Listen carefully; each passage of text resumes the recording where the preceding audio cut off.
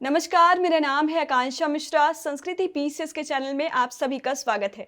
जैसा कि आप सभी जानते हैं कि हम आरओ के प्रीवियस ईयर क्वेश्चन का एनालिसिस करें, उसी संदर्भ में आज हम सीसेट के सेगमेंट में एपिसोड नंबर 3 की तरफ चलेंगे और बात करेंगे 2017 के प्रश्न पत्र में आए हुए प्रश्नों की। तो आइए बिना किसी देरी के शुरू करते हैं और देख लेते हैं प्रश्न नंबर 1 क्या कह रहा है। प्रश्न नंबर 1 की बात करें तो देख लीजिए, आपसे कह रहा है कि वेन रेखा चित्र की सहायता से तर्क वाक्य क्या दिया गया है, आपको दिया गया है कुछ फेरी वारे लखपति हैं। ये आपको क्या दिया गया है, तर्क वाक्य दिया गया है। इसका प्रतीकीकरण कैसे किया जाएगा ये आपसे पूछा जा रहा है।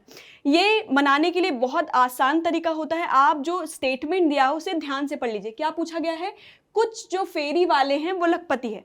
जब भी सम ए आर बी, मैं क्या कह रही हूं आराम से समझ लीजिए, जब भी सम ए आर बी की बात की जाती है तो डायग्राम कैसे बनाया जाता है, कुछ ए जो है वो बी है, पूरे ए ना तो बी है ना तो पूरे बी आपके ए हैं। यहां बोला जा रहा है कि कुछ ए बी है, इसका मतलब ये भी होता है कि कुछ जो बी है वो भी ए होंगे, कुछ ए जो होंगे वो भी बी होंगे। इसका मतलब ये हुआ कि अगर मैं मान लेती हूं ये ए है और ये मान लेती हूं मैं बी है, तो कुछ की बात कहां आएगी, तो कुछ की बात आएगी यहां पर। यहां देखने से आपको ये पता चल जाएगा कि ए का कुछ हिस्सा बी में है और बी का कुछ हिस्सा ए में है। ना तो पूरा ए जो है वो बी है ना तो पूरा बी जो है वो ए है। इतनी बातें चीजें समझ में आ रही है।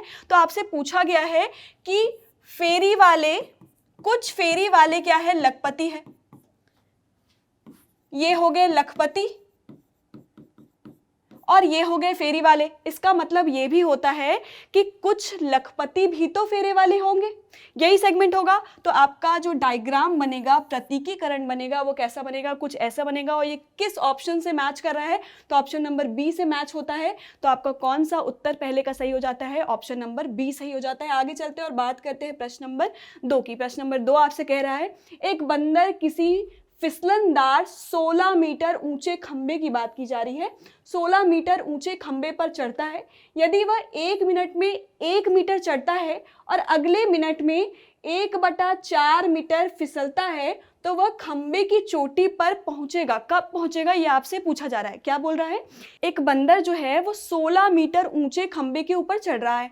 कहा जा रहा है आपसे ये कि पहले मिनट में वो क्या करता है, 1 मीटर चढ़ता है और दूसरे मिनट में क्या करता है, तो वो 1/4 मीटर नीचे फिसलता है। कहने का मतलब ये है, देख लीजिए, आपसे कहा जा रहा है कि 16 मीटर ऊंचा खंबा है। तो ड्रॉ कर लेते हैं कि 16 मीटर ऊंचा खंबा है। ठीक है। अब आपसे प्रश्न में ये कहा जा रहा है कि पहले मिनट में, अगर पहले मिनट की बात करें तो पहले मिनट में वो चढ़ जाता है कितना, तो 1 मीटर चढ़ जाता है। क्या बोला जा रहा है, पहले मिनट में वो 1 मीटर की ऊंचाई तय कर लेता है और दूसरे मिनट में वो क्या करता है, तो 1/4 मीटर फिसल जाता है। 1/4 कहने का मतलब क्या हुआ, 1/4 कहने का मतलब हुआ 0.25 मीटर वो क्या कर रहा है, फिसल जा रहा है।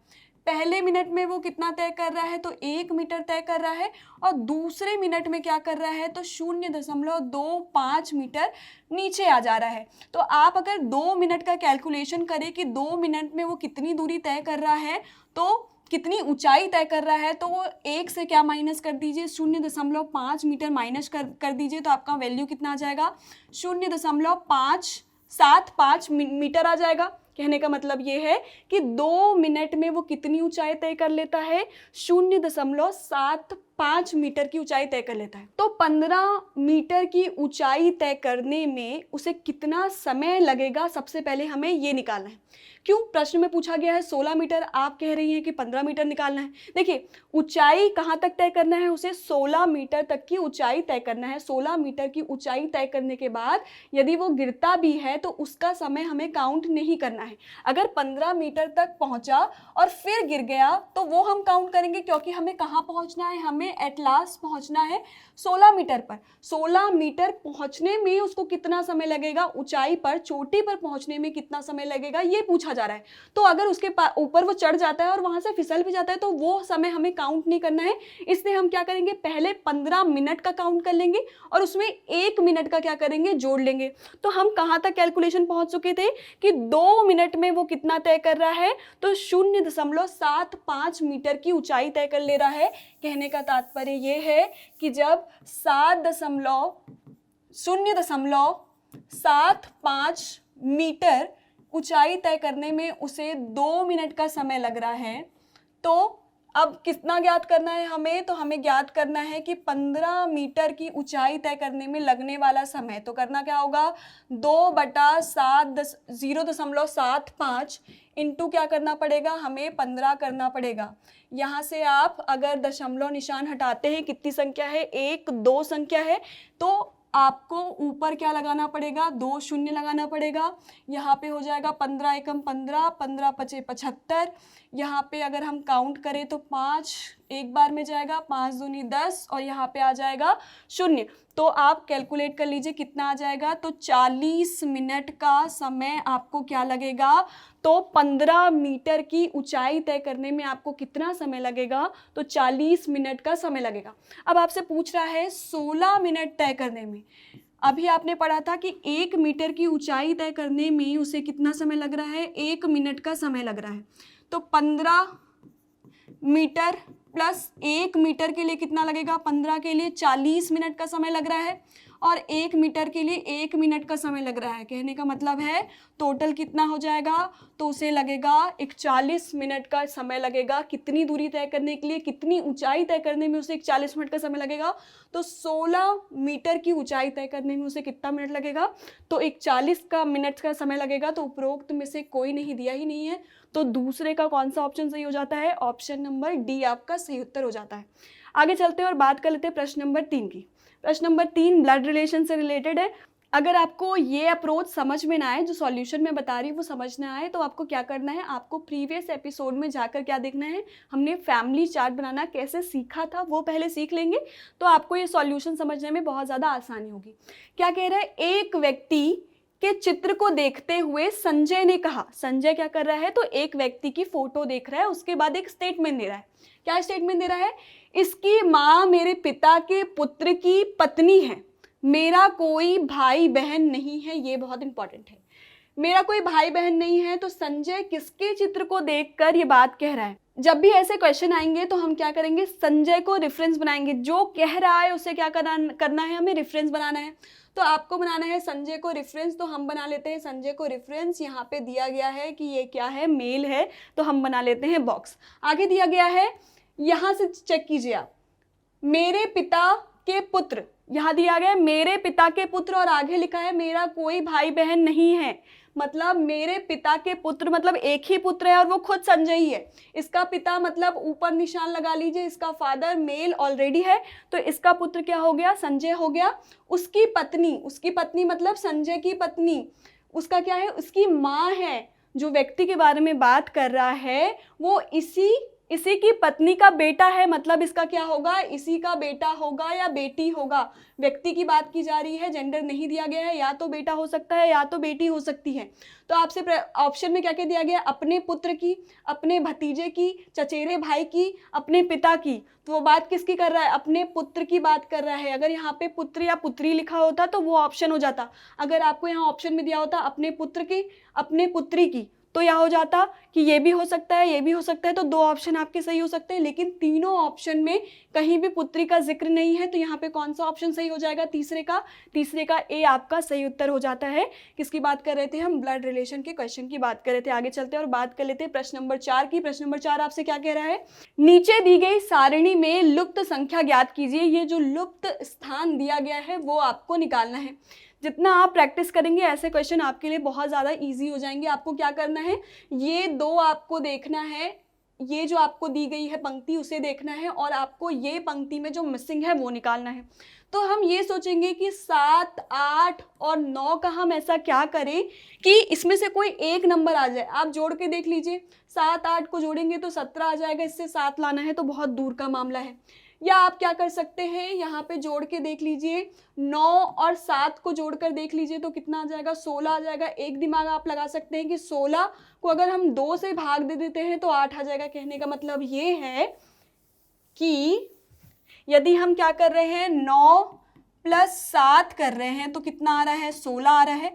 16 को अगर हम 2 से भाग दे रहे हैं तो 8 आ जा रहा है।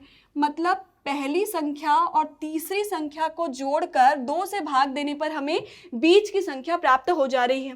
वैसे इसको भी चेक कर लीजिए, दूसरा भी तो चेक होना चाहिए। तो हम क्या करेंगे, 4 प्लस 6 को जोड़ दीजिए और 2 से भाग दे दीजिए तो 10/2 बराबर क्या आ गया, 5। तो ये भी मैच कर रहा है और ये भी मैच कर रहा है। वैसे ही हम अप्लाई करेंगे किसकी तरफ, तो 20 की तरफ अप्लाई करेंगे। तो 20 प्लस x डिवाइड बाई 2 बराबर कितना है, 12 है। इधर पक्षांतर कीजिए, ट्रांसफर कीजिए, क्या आएगा, 20 प्लस x बराबर 24 हो जाएगा। और यहाँ मामला क्या बनेगा आपका, x बराबर क्या होगा, 24 माइनस 20 बराबर क्या हो जाएगा, 4। तो इस डब्बे में क्या आना चाहिए, 4 आना चाहिए। और ऑप्शन आपका कौन सा सही हो जाता है, ऑप्शन बी चौथे का सही उत्तर हो जाता है। आगे चलते हैं और बात करते हैं प्रश्न नंबर 5 की। प्रश्न नंबर 5 आपसे क्या कह रहा है, जब हम एपिसोड 2 पढ़ रहे थे तो हमने वहाँ पे डायरेक्शन की भी बात की थी। और ये क्वेश्चन किसका है, डायरेक्शन का ही है। क्या कह रहा है आपसे, राम 1 मीटर पूरब में चलकर, जैसे जैसे क्वेश्चन पढ़ेंगे वैसे वैसे हम सॉल्व करते चलेंगे। तो राम कैसे चल रहा है, तो 1 मीटर पूरब की तरफ चला, इस तरफ पूर्व, उस तरफ पश्चिम, ऊपर उत्तर और नीचे दक्षिण। तो इस तरफ कैसे चला है, तो 1 किलोमीटर पूरब दिशा में चला है। 1 किलोमीटर कैसे दिशा में चला है, तो पूरब दिशा में चला है। और उसके बाद 5 किलोमीटर दक्षिण की दिशा में, दक्षिण कहाँ होगा, तो दक्षिण होगा यहाँ। तो कितना किलोमीटर चल रहा है, 5 किलोमीटर यहाँ से चल रहा है। वहाँ से फिर पूर्व की दिशा में 2 किलोमीटर चलता है। तो यहाँ से फिर वो कितना चल रहा है, 2 किलोमीटर चल रहा है। और उसके बाद अंत में वो 9 किलोमीटर किस दिशा में चलता है, उत्तर की दिशा में चलता है। तो ये उत्तर की दिशा में कितना किलोमीटर चल रहा है, 9। तो यहाँ हम बना चुके हैं ऑलरेडी, 5 किलोमीटर बना चुके हैं। तो 5 इधर हो गया और 4 किलोमीटर यहाँ हो गया। तो जहाँ से वो प्रारंभिक बिंदु से चला है वहाँ से आपसे पूछ रहा है अंतिम बिंदु का डिस्टेंस क्या है, वो आपसे पूछा जा रहा है। तो देखिए कुछ ऐसा डायग्राम बना, यहाँ पे 2 किलोमीटर है, ऊपर भी क्या लिख लीजिए, 2 किलोमीटर लिख लीजिए। तो ये आपका मामला क्या बन रहा है, ये निकालना है आपको। अगर आराम से देख ले, ऊपर के मामले को अगर अच्छे से देख ले तो कैसा मामला बन रहा है आपका, तो यहाँ पे आपका क्या है, 4 किलोमीटर है, क्योंकि 9 किलोमीटर था और नीचे 5 हो गया तो ऊपर बचा 4 किलोमीटर। यहाँ पे कितना किलोमीटर है, तो यहाँ पे आपका 1 किलोमीटर चला था और यहाँ पे कितना चला था, तो 2 किलोमीटर चला था। तो ये टोटल कितना मामला बन गया है, 3 किलोमीटर का मामला बन गया है। अब आपसे ये वाला डिस्टेंस पूछ रहा है। बचपन में पाइथागोरस थ्योरम पढ़ा होगा, जब भी एक डिग्री क्या हो, एक कोण 90 डिग्री का हो तो वहाँ क्या होता है, तो कर्ण का स्क्वायर बराबर क्या हो जाता है, लंब का स्क्वायर प्लस आधार का स्क्वायर हो जाता है। ये फॉर्मूला होता है। कहने का मतलब ये है कर्ण, ये है लंब और ये है आधार। तो आपका यहाँ पे ये डिस्टेंस क्या होगा, तो होगा आपका 3 का स्क्वायर प्लस 4 का स्क्वायर, या लंब को आप 4 का स्क्वायर प्लस 3 का स्क्वायर लिखेंगे तो आपका यहाँ पे बन जाएगा कितना, तो ये आ जाएगा 25। 9 प्लस 16 बराबर क्या हो जाएगा, 25। तो कर्ण बराबर कितना हो जाएगा, तो अंडर रूट कर देंगे तो 25 स्क्वायर रूट में है तो कितना आ जाएगा, 5 किलोमीटर। तो वो प्रारंभिक बिंदु से कितनी दूरी पर उपस्थित है, तो 5 किलोमीटर दूरी पर उपस्थित है। तो आपका डी ऑप्शन क्या हो जाएगा, यहाँ पर सही हो जाता है। आगे चलते और बात करते हैं प्रश्न नंबर 6 की। प्रश्न नंबर 6 में आपको दिया गया है सीरीज और आपको निकालना है क्या, अगली संख्या निकालनी है। तो देखते हैं सीरीज क्या कह रहा है। 6 दिया है, 24 दिया है, 60 दिया है, 120 दिया है और 210 दिया है।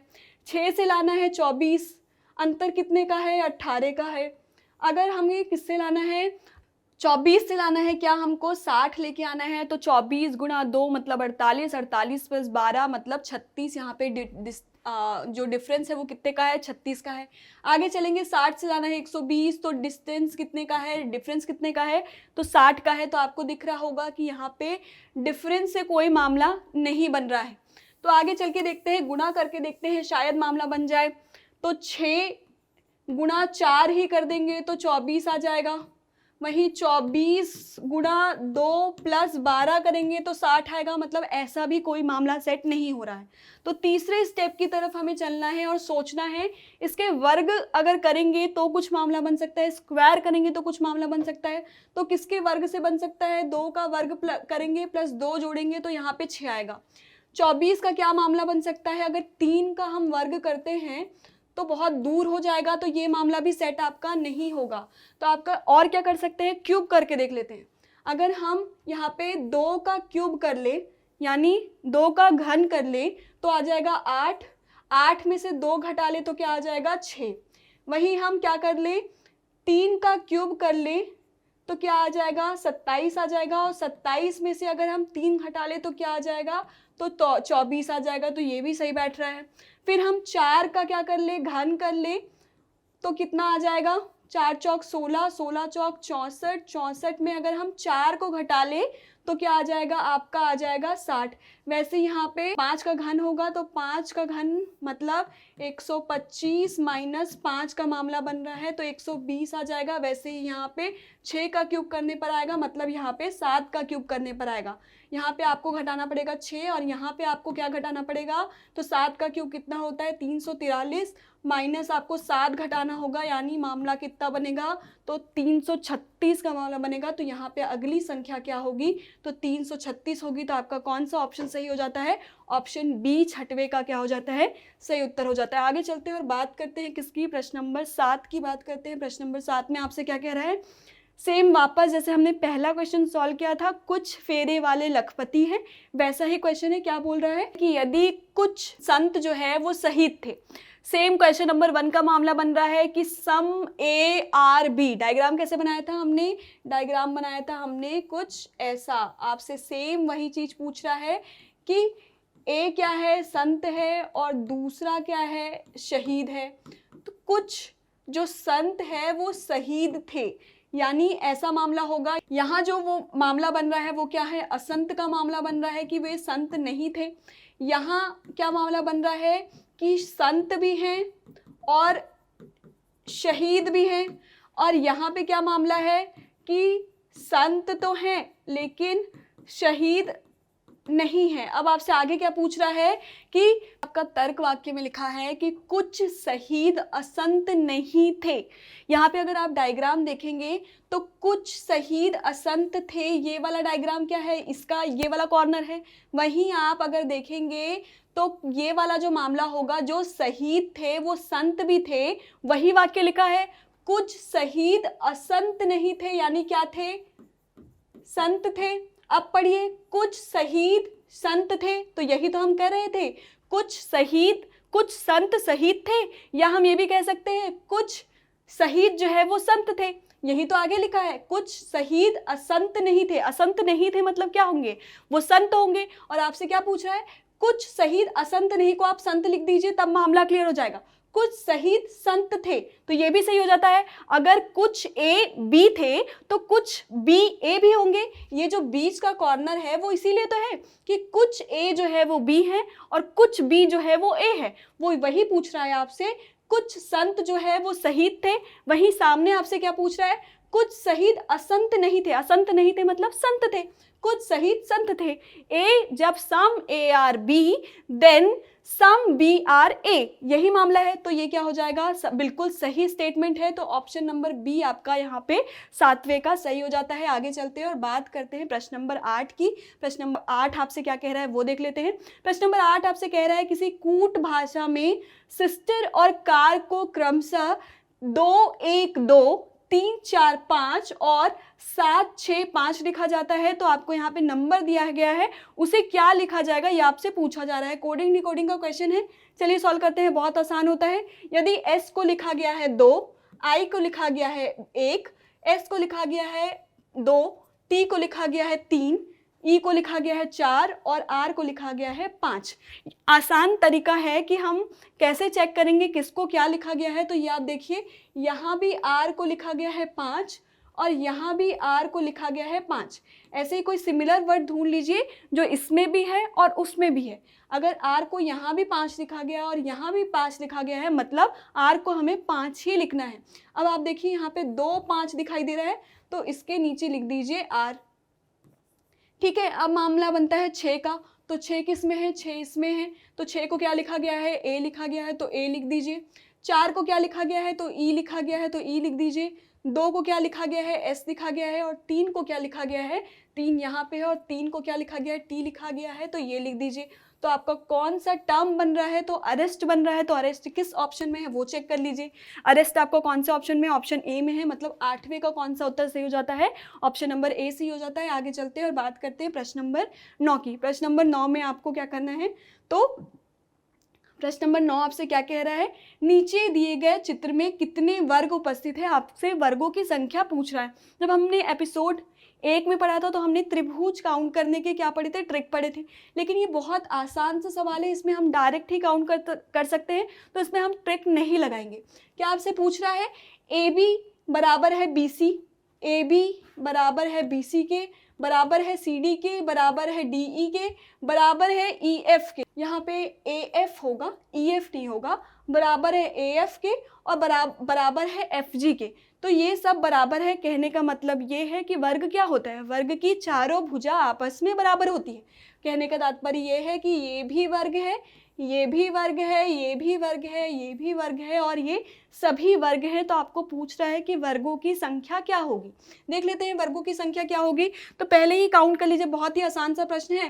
1 2 3 4 5 6 7 8, 8 वर्ग आपके यहाँ हो गए। अब क्या काउंट कर सकते हैं, एक वर्ग आपको ये मिल जाएगा बड़ा, और एक वर्ग आपको ये मिल जाएगा बड़ा। तो कितने हो गए, 8 हो गए थे, 10 हो गए। अब आपको देखिए ये एक बीच में वर्ग मिल जाएगा, तो क्या हो जाएगा, 11 हो जाएगा, प्लस 1 जोड़ दीजिए। और आपको 2 वर्ग और दिखाई दे रहे होंगे, नज़रों के सामने ही है। कौन से 2 वर्ग दिखाई दे रहे हैं, तो एक वर्ग आपको यहाँ दिखाई दे रहा है और दूसरा वर्ग आपको यहाँ दिखाई दे रहा है। तो 2 वर्ग और हैं, तो 2 वर्ग और जोड़ दीजिए। तो कितने वर्ग हो गए, टोटल 13 वर्ग होंगे। तो कौन सा उत्तर सही होगा, उत्तर सी सही होगा। जहाँ ट्रिक लगाने की ज़रूरत होगी, जहाँ क्वेश्चन लेंदी होगा, वहाँ हम ट्रिक लगा लेंगे। लेकिन ऐसे क्वेश्चन जो डायरेक्टली बन जाए, जो हमें कोई चीज़ को याद रखने की ज़रूरत ना पड़े, वहाँ पे ट्रिक अननेसेसरी नहीं लगाना है। तो ऑप्शन आपका कौन सा सही हो जाता है, ऑप्शन सी सही हो जाता है। आगे चलते हैं और बात कर लेते हैं प्रश्न नंबर 10 की। प्रश्न नंबर 10 आपसे कह रहा है कि एक स्कूल की घंटी 8 बार बजने में 14 सेकेंड लेती है। 8 बार बजने में 14 सेकेंड लेती है, तो 4 बार बजने में कितना सेकेंड लेगी, वो आपसे पूछ रहा है। बहुत आसान सा प्रश्न है, आप लोग गलत करके आ जाएंगे। क्यों गलत करके आ जाएंगे, क्योंकि जब पहली घंटी बजी होगी तो उस समय क्या होगा, 0 सेकेंड होगा। मतलब जब पहली घंटी बजी होगी तब 0 सेकेंड हो रहा होगा। कहने का मतलब ये है कि जब पहली घंटी जो है वो 0 सेकेंड में बजी है, मतलब 7 अंतराल की घंटियों में, घंटियों के बीच में जो अंतराल है वो 7 का है। 7 अंतराल के लिए कितना सेकेंड का टाइम लग रहा है, तो 14 सेकेंड का टाइम लग रहा है। अब आपसे पूछ रहा है 4 का, तो इसमें भी क्या होगी, तो पहली घंटी जो है वो 0 सेकेंड में ही बजेगी। तो हमें और कितने का काउंट करना है, तो हमें 3 अंतराल का काउंट करना है। तो क्या बोल रहा है आपसे प्रश्न में, अब वापस से फ्रेम कर लेते हैं कि 7 अंतराल के लिए टाइम कितना लग रहा है, 14। तो 3 अंतराल के लिए कितना वक्त लगेगा, तो 14/7 गुणा 3, मतलब क्या मामला होगा, तो आपका 6 सेकेंड का वक्त आपको लगेगा। किसमें, अगर 4 घंटियां बजती है। समझ में आया होगा मामला, क्या कह रही हूँ मैं, कि पहली जो घंटी होगी वो 0 में बची होगी। बाकी किसकी बात करें हम, 7 अंतराल की बात करें, तो 7 अंतराल में कितना समय लगा है, तो 14 सेकेंड का समय लगा है। तो यदि 4 घंटी बजनी है तो पहली घंटी 0 सेकेंड में बजेगी। तो बाकी हमें कितने अंतराल की बात करनी है, हमने 3 अंतराल की बात करनी है। जब 7 अंतराल बजने में 14 सेकेंड लग रहे हैं, तो एक अंतराल बजने में कितना समय लगेगा, तो 14/7 मतलब 2 सेकेंड का टाइम लगेगा। अब वहीं बोल रहा है 3 अंतराल बजने हैं, तो 3 अंतराल में कितने टाइम लगेगा, तो आपका यहाँ पे कितना हो जाएगा, 2 × 3 = 6 सेकेंड का आपको टाइम लगेगा। किसमें, तो आपका 4 घंटी बजने में कितना समय लगेगा, तो 6 सेकेंड का टाइम लगेगा। तो ऑप्शन नंबर ए आपका यहाँ पे 10वां का सही हो जाता है। आगे चलते हैं और बात कर लेते हैं प्रश्न नंबर 11 की। प्रश्न नंबर 11 आपसे क्या कह रहा है, ए बी से लंबा है। बी से लंबा कहने का मतलब क्या है, ए ज़्यादा है, बी कम है। जब भी हम ऐसा निशान लगाते हैं तो याद रखिएगा जिस तरफ मुंह खुला है वो बड़ा है, ठीक है। अब बोल रहा है लेकिन सी जितना लंबा नहीं है, मतलब सी ए से भी लंबा है। कहने का मतलब क्या है, ए जो है वो बी से लंबा है, लेकिन ए और बी से लंबा क्या है, सी है। अब अगला स्टेटमेंट देखते हैं कि डी ई से लंबा है। डी क्या है, ई से लंबा है, लेकिन बी जितना लंबा नहीं है, मतलब बी भी लंबा है। बी सबसे लंबा है, फिर डी है आता है, और फिर ई आता है। आगे आपसे पूछ रहा है कि ई एफ से लंबा है।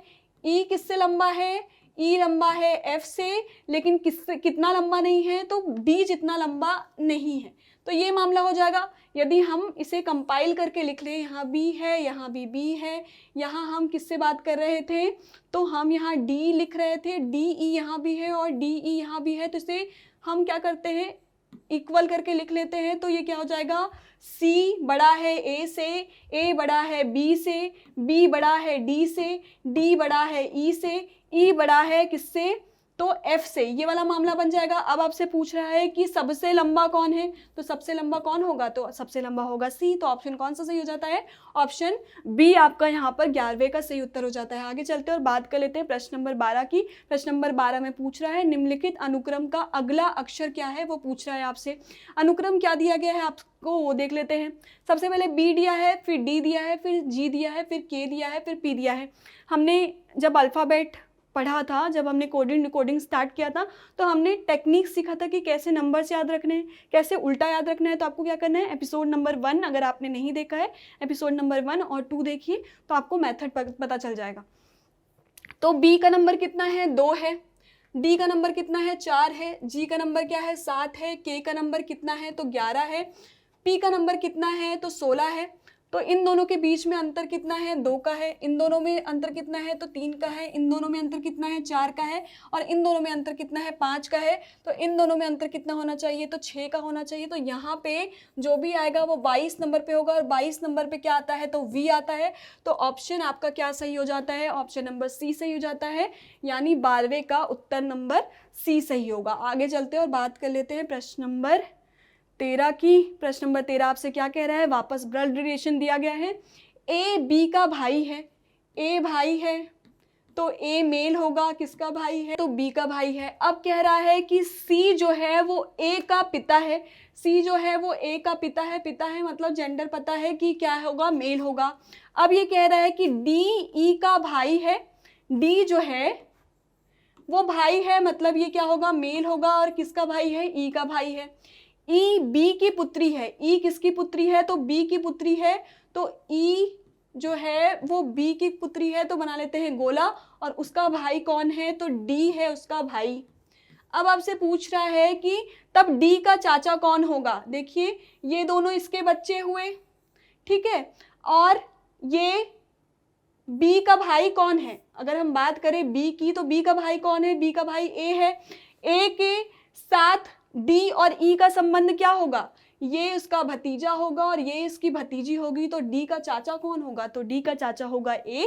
तो ऑप्शन आपका कौन सा सही हो जाता है, ऑप्शन आपका ए सही हो जाता है कि ए जो होगा वो किसका चाचा होगा, वो डी का चाचा होगा। तो 13वें का कौन सा उत्तर सही हो जाता है, आपका ए उत्तर सही हो जाता है। 14 नंबर क्वेश्चन की तरफ चलते हैं। नीचे दिए गए अनुक्रम की जगह, अनुक्रम में जो खाली स्थान है उसमें क्या आना चाहिए, वो आपसे पूछा जा रहा है। वापस कोडिंग डिकोडिंग का मामला है।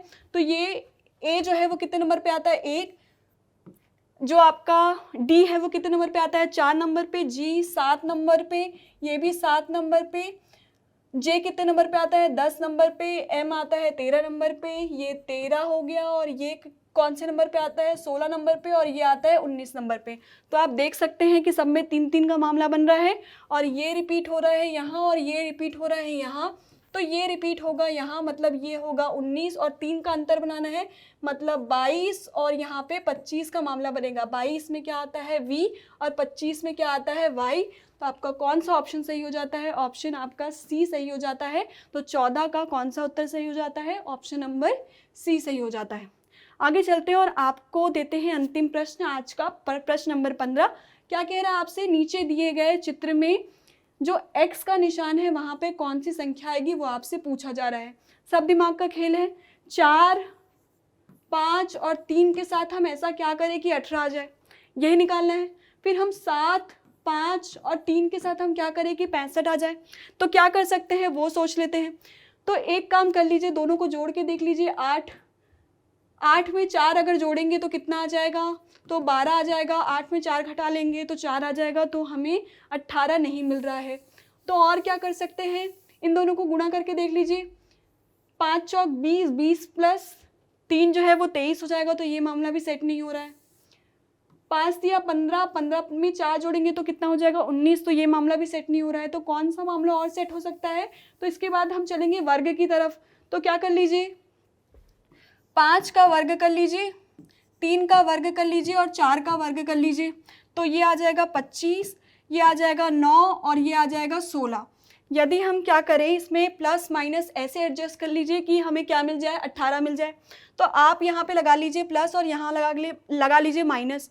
तो ये कितना हो जाएगा, ये हो जाएगा आपका 25 + 9 हो जाएगा आपका 34, और 34 में अगर आप 16 घटा लेते हैं तो क्या मिल जाएगा आपको, 18 मिल जाएगा। मतलब ये मामला आपका बिल्कुल सेट हो रहा है।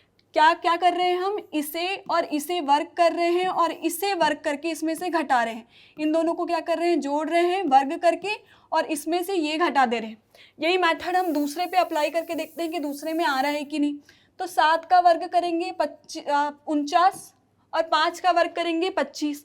दोनों को जोड़ दीजिए, 49 + 25 क्या मामला बनेगा आपका मामला बनेगा 74 का, और घटा दीजिए उसमें से 3 का स्क्वायर करके यानी 9, तो क्या आ जाएगा आपका 65 आ जाएगा। मतलब ये बिल्कुल सही बैठ रहा है।